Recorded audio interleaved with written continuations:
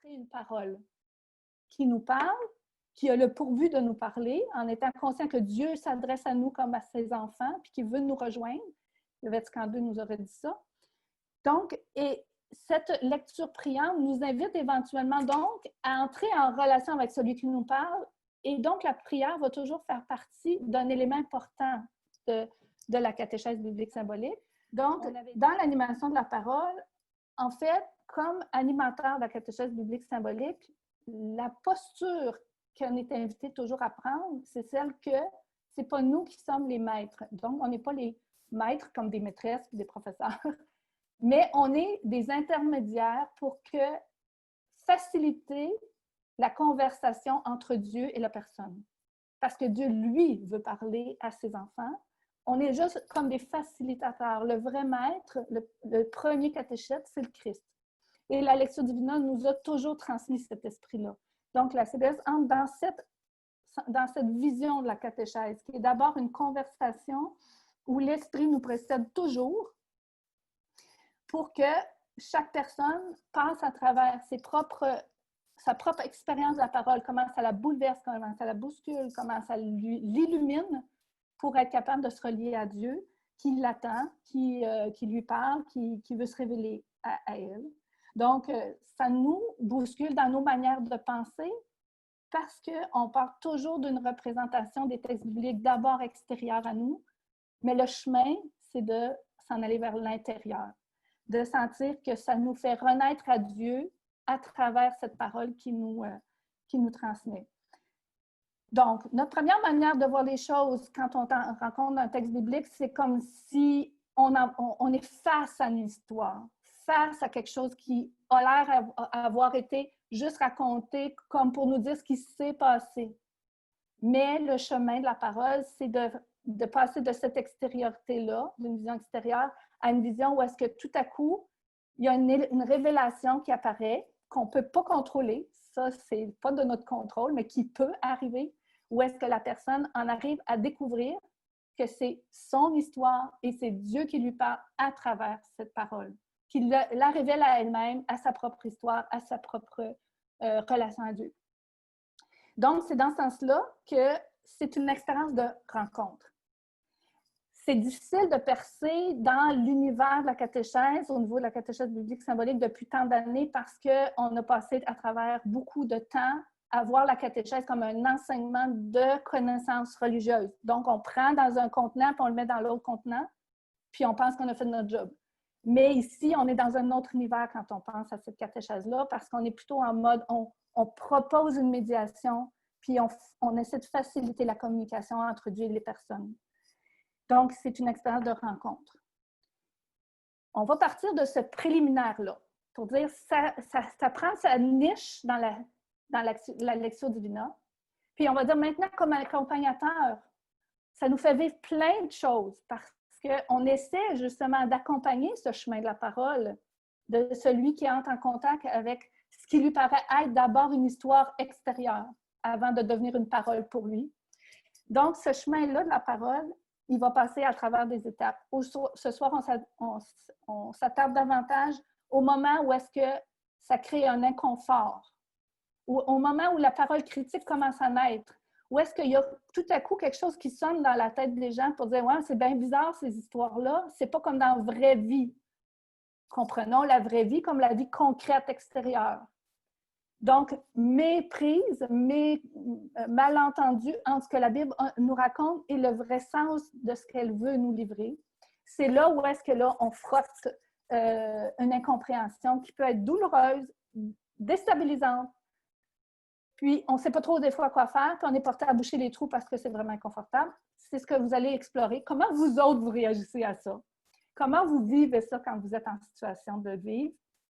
Dans l'animation, autant avec les adultes que les enfants, que les ados, selon avec qui vous êtes, des animateurs de sous-groupe, pour passer à travers les questions d'expérience, de votre propre expérience par rapport à cette parole qui bouscule. Et vous avez les questions, les animateurs de sous-groupe vont juste vous les remettre en perspective pour que vous puissiez prendre la parole dessus et on se retrouve à 19h45. Ah, c'était bon, là! Mais j'ai pas pris de notes, mais je vais tout vous réécouter puis je vais prendre des notes parce que C'est très représentatif de l'expérience. Si on y entre à fond, ça nous fait vivre ça. Ça nous fait prendre conscience de ces passages-là à vivre qui ne sont jamais définitifs, faits une fois pour toutes. Parce que mon mémoire de maîtrise, c'était sur le syndrome de la bonne réponse. Et aujourd'hui encore, j'ai l'impression que je pourrais le réécrire avec les mêmes tensions, les mêmes problèmes qu'on affronte encore en catéchèse. Le syndrome de la bonne réponse, on est hanté par ça. C'est encore prenant de notre univers catéchétique, de notre imaginaire catéchétique. Mais je vous entends et ça me donne tellement d'espérance. C'est beau. C'est beau de cheminer comme ça ensemble. Et je voudrais peut-être juste mettre un accent sur quelque chose qui n'a peut-être pas été nommé, mais qui est une lecture spirituelle de l'expérience. C'est que en fait, si ça nous rend confortable, c'est parce que ça nous fait mourir en quelque part. C'est une expérience pascale.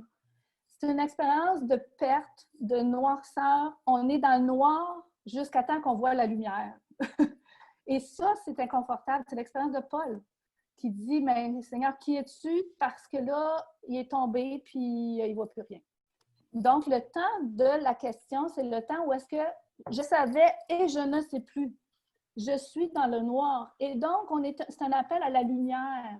Et la lumière, on ne se la donne pas, on la reçoit, c'est un don.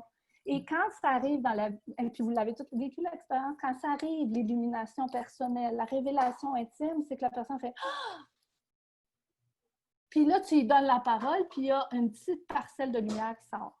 Sa parcelle à elle, son illumination, son expérience de voir clair tout à coup, qui n'est pas définitive non plus, qui va avoir d'autres moments où est-ce qu'elle va dire, ben non, je suis dans le champ. Non, mais c'est un petit bout de lumière.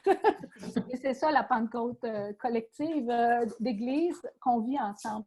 Ce que je trouve important dans ce que vous avez dit, c'est de chercher ensemble. On s'est beaucoup mis le poids sur notre responsabilité catéchète. La démaîtrise, c'est accepter que Dieu fait son œuvre dans le cœur des personnes. En leur donnant la parole, c'est le plus beau cadeau qu'on peut leur faire. Parce que plus qu'ils parlent, plus que le chemin se fait. Ça, ben, c'était pas non plus tellement dans nos mœurs passées. Alors, c'était des petits points sur lesquels je voulais juste mettre l'accent. Cette expérience pascale, qu'ils vivent et que nous vivons. Donc, on est dans le même bateau. On est en train toujours de passer d'un espèce d'aveuglement à la lumière. Et ce qui est étrange, puis c'est ça que vous avez eu comme premier texte envoyé, mais qui est un peu ardu à lire, mais je vous invite peut-être après le séminaire de reprendre la lecture sur la déconstruction comme une expérience pascale. Ça insiste dans ce texte-là que vous aviez reçu, qui était écrit par Claude, donc il n'est pas toujours facile à lire, Claude Lagarde, il insistait pour dire, bien, la Bible a été écrite de façon à ce qu'on fasse ce passage-là, de la noirceur à la lumière, de l'aveuglement inconscient, on ne sait même pas qu'on est aveugle, à se rendre tout à coup compte, mon Dieu, qu'on était aveugle. Parce que là, tout à coup, il y a une lumière nouvelle qui se fait. Puis, les évangélistes et les écrivains bibliques ont écrit les choses de manière à ce qu'on le vive, ce passage-là. C'est écrit comme ça. Fait qu'il y en a qui disent, puis je le sais, je l'entends tellement souvent, que les gens nous renvoient souvent la question « Ah, pourquoi c'est si compliqué? Pourquoi c'est pas plus clair? Pourquoi c'est pas clair? Pourquoi il faut chercher? » Bien, c'est fait pour chercher. On n'a pas le choix. C'est fait comme ça parce que la vie est faite comme ça aussi. C'est pas au premier... Dieu, il n'est pas en clair. Il n'est pas comme moi, je vous vois à l'écran, là. Donc, il faut le chercher pour le trouver. Et ceux qui l'ont découvert, le mettent dans le récit à moitié caché, à moitié voilé. Et on a le même chemin à faire. Et même si on a l'impression que c'est comme du tout clair, parce que le texte nous raconte ça comme si c'était une caméra qui passait puis qu'il le prenait en film, là. Donc, c'est comme clair. Bien, du moment qu'on se met à se rendre compte que, bien là, ouais, mais comment ça se fait qu'eux autres, c'est tout clair, ils ont le téléphone rouge, ils entendent tout direct, ils le voient direct, c'est pas ça. Moi, ma vraie vie, bouf, on est renvoyé à, ben non, ça n'a pas d'allure. Et ça nous oblige à dire, ah ben là, c'est peut-être pas comme ça, puis il faudrait le comprendre. Nous, on devrait être les facilitateurs pour dire, ah, ta question est vraiment bonne. Ah, c'est intéressant que tu te poses cette question-là parce que justement, ça nous oblige à chercher. On pensait peut-être qu'on avait compris, mais on n'a pas compris finalement. On était des aveugles, on ne savait pas. Il y a quelque chose de l'ordre de sortir de l'aveuglement. Donc, le fait que les évangiles et que les textes de l'Ancien Testament ont tous été écrits en relecture, c'est donc pas écrit au premier niveau de ce qui s'est passé, mais comme une méditation croyante des événements. Donc, il y a comme deux couches. Il y a l'événement qui est sous-jacent, mais il y a la lecture croyante, comme vous m'avez raconté votre façon de voir la vie tantôt. La lecture croyante, elle est jointe à l'événement. Donc, il y a deux niveaux de compréhension qui est intercalé dans le texte. C'est ce qui nous donne l'ouvrage, ce qui nous fait creuser vers l'intérieur, c'est ce qui nourrit l'intériorité, le cheminement intérieur. Donc, la raison pour laquelle on a tant de troubles, c'est parce qu'ils ont fait exprès, les petits Moses, pour nous rendre la tâche difficile. C'est comme ça que c'est écrit. T'sais. La déconstruction de notre première représentation est nécessaire pour la reconstruction. C'est pour ça qu'on vous a envoyé un deuxième texte qui est plus schématique sur c'est quoi le chemin de déconstruire pour reconstruire, pour passer de l'aveuglement involontaire à la lumière de la présence agissante de Dieu dans notre vie qu'on voit tout à coup dans le texte, qui est passé du passé au présent. Donc, les récits écrits après Pâques laissent entendre, pour qui a des bonnes oreilles ou des bons yeux, que le récité nous rencontre de la même manière dont il est raconté dans ce qu'il nous est raconté. Donc, il y a un passage à vivre, parce que le premier effet, c'est de dire « Ah, ça s'est passé de même dans le passé. » Mais non, ça s'est passé de même dans le passé. Jumelé à une lecture croyante, ça se passe de même quand on lit notre vie à la lumière de la présence toujours agissante du ressuscité avec nous. Donc, ça se répète, ça se redit dans l'histoire de chacun et de notre collectivité. Donc, on pourrait dire qu'il ne s'agit pas simplement, c'est ça qui fait une grosse différence, je dirais, dans notre vision de catéchèse depuis plusieurs années. Avant ça, on croyait qu'il s'agissait de transmettre la connaissance, de faire connaître, de connaître les récits, mais il ne s'agit pas que de connaître. Il faut un chemin pour s'y reconnaître, intérieur à ce récit-là, et que Dieu est intérieur à nous-mêmes dans ce récit-là. Donc, ça sous-entend que nécessairement, il va y avoir une perception qui va changer, un passage d'une lecture extérieure à une lecture intérieure. Ce passage-là, en plus, qu'est-ce qui nous complique la vie, c'est qu'il faut d'abord être capable d'avoir une lecture de second degré.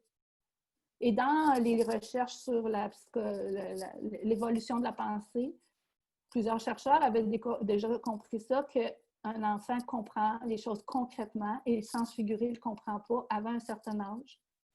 Et pour comprendre les choses de manière intérieure, ça prend la compréhension du sens figuré. Donc, il faut accepter aussi que selon notre développement de la pensée, selon ce qu'il va avoir manqué dans le bout de chemin qu'on a fait en accompagnement, bien, on va être plus rester pris dans le premier niveau de compréhension, puis on va avoir de la misère à passer au second niveau. Mais on sait très bien que ce n'est pas juste aux enfants qu'il est question ici, que des adultes aussi peuvent être tentés de rester au premier niveau de compréhension. Donc, on est des facilitateurs aussi pour faire vivre ce passage-là. Donc, oui, on a une certaine responsabilité. Et c'est là qu'on va aller voir le processus dans lequel on peut être aidant. Parce qu'on a dit, on parle avec notre cœur, c'est vrai. Mais aussi, il y a des compétences pédagogiques qu'on peut acquérir pour aider les gens à vivre les passages. Et c'est là que l'ingéniosité de Claude et Jacqueline Lagarde nous aide à comprendre qu'est-ce qui favorise ces passages-là, qu'on ne vit pas juste dans un face-à-face avec quelqu'un, mais dans un groupe qui s'entraide à aller vivre ces passages-là. Et là, on va passer au deuxième atelier, justement, qui va nous inviter à faire une mini-expérience, refaire une mini-expérience, parce qu'on l'a tous déjà fait, mais en étant plus conscient de ces repères-là, de déconstruction, reconstruction, qu'on doit envisager comme accompagnateur et comment on peut les faciliter. Parce que